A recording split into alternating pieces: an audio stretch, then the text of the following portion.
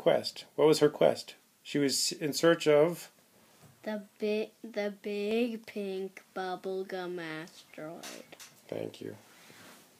Then she then she saw two more asteroids, and they were tumbling through space, and she decided to follow these. And they were moving so fast that she decided to call them, wait for it, fasteroids. Oh, you guys didn't find that funny? Okay. Then she flew by another asteroid, and this one had stripes. It had stripes, and she's probably gonna call it like a striped asteroid. No, you're I was thinking like a zebra asteroid. A zebra asteroid. That's funny. Well, then she got closer, and you know what? It wasn't an asteroid at all. You know what it was, Nina? Giant space snake. Giant space snake. Mister, I know how to read. Then she kept going, and the next thing she saw was an asteroid that was covered completely in garbage, all covered with space junk. And she said, she decided it must be magnetic, and she could feel her ship getting pulled in tighter and tighter. And if she got pulled into this asteroid, you know what? She'd be stuck there forever. There'd be no way to get her ship off of it. A magnet that powerful. Because there were ships even larger than hers that were stuck to the side of it. And so she turned on the thrusters, and she was just barely able to steer clear of the space junk asteroid. And then she looked into the distance, and she saw something pink in the distance. And she thought, could this really be? Could it be the bubblegum asteroid that I've been in search of all these years? Or for the last 10 minutes? And she looked closer, and she flew closer, and it looked kind of fluffy. And she thought, that's too fluffy to be a bubblegum asteroid. And she got closer, and it was cotton candy. And she decided, well, cotton candy's not bad.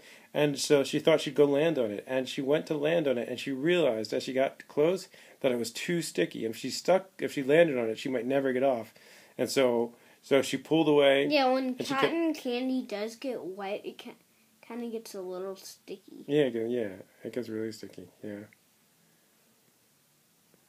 And then she was worried that she was going too far from the space station, because she'd passed so many asteroids. She was she was confused about where she was, and she was also checking the oxygen supply because she was a little bit concerned she didn't have enough oxygen to get back, and enough fuel. And so she decided that she had to land on the next asteroid.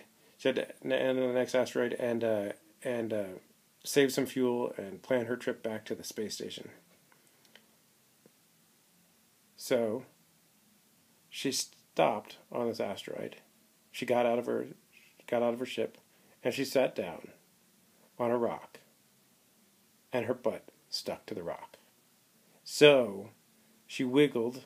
She had to wiggle free, and it made this noise when she pulled herself free from the rock. You know what that noise was like? What? I don't know. Give me a noise. Like. Really? Nina, what's the noise if you get stuck to a rock? And it's sticky. It'd be like. Maybe it might be like that. Okay. Well, probably a stretching sound. Oh yeah. Then she saw huge claw prints on the ground next to her, and she realized that she's not alone on this planet. And she wondered if a space beast was on this asteroid.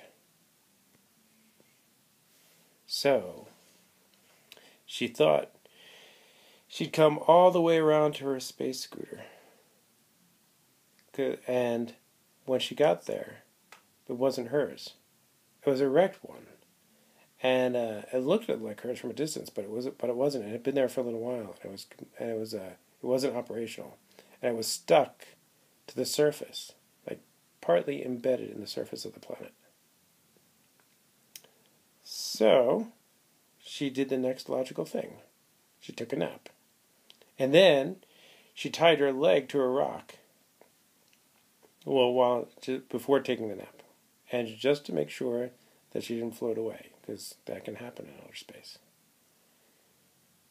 then, the next thing she did, she thought, well, maybe I'll try my space phone. So she grabbed her space phone, but she couldn't get any reception. And now, this is when she started to get a little bit scared. Stuck on a planet, couldn't find her space scooter, phone didn't work, doesn't even know her way back to the space station, and she was lost. And so, instead of napping this time, she sat down and she cried. And as she was crying, she realized that there was this smell in the air that seemed familiar. It had this bubblegum smell. And she looked down, and she realized that this whole time she'd been sitting on the bubblegum asteroid. No wonder her butt stuck to the Yeah, rock. and so she had an air pack that she kept on her back, and she stuffed the gum in her mouth as fast as she could, just huge handfuls of gum, just going, and she was chewing like a wild animal, like so in a way that would be completely impolite at the table. She was like, bleh, bleh, and like slobber was just drooling down her face. And then she once the bubblegum was soft and chewy and slimy, she attached it to her air pack and opened up the valve on the air pack, and it blew a giant bubble. This bubble was huge, and she held onto the bubble, and the bubble floated high enough for her to see her scooter. And then she blew on the bubble, and blew herself over to the scooter. And when she was right over the scooter, she took out a hairpin, popped